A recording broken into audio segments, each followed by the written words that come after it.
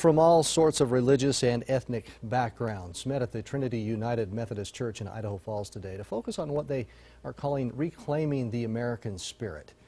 Eyewitness News reporter Chris Nestman is here with us in the studio. Chris, so what do they mean when they talk about reclaiming the American spirit? Well, Todd, essentially they're moving away from the divisive political rhetoric we've seen lately and focusing more on unity and respect for people's differences. What the true American spirit is about: unity, harmony, solidarity, freedom of religion, freedom of speech. You may be from any background, religious ideology, but at the end of the day, we are all Americans. We are one people. That's the focus of tonight's Interfaith Rally in the church's sanctuary. Several speakers, some well known in the community, focused on respecting their differences no matter the background.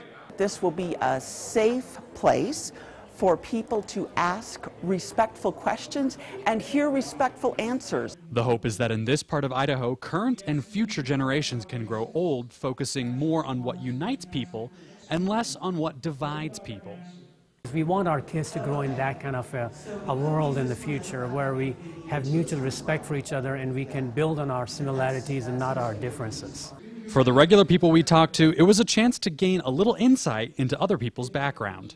So it was a very heartfelt kind of message of just accepting others and opening your eyes to diversity and tolerance. The biggest thing I learned was just take the time to know someone and don't rely on the media or just everything else that could give you false information about people and who they really are. This interfaith theme ought to be much more cultivated, I would say, over the next few years.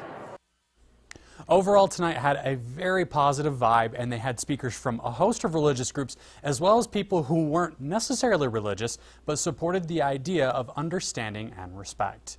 Reporting live in studio, I'm Chris Nestman. Excellent, Chris. Thank you. There are no immediate plans for a follow-up meeting after tonight, but several people who spoke at the rally say that could change as they'd like to see more interfaith cooperation in the future. Of course,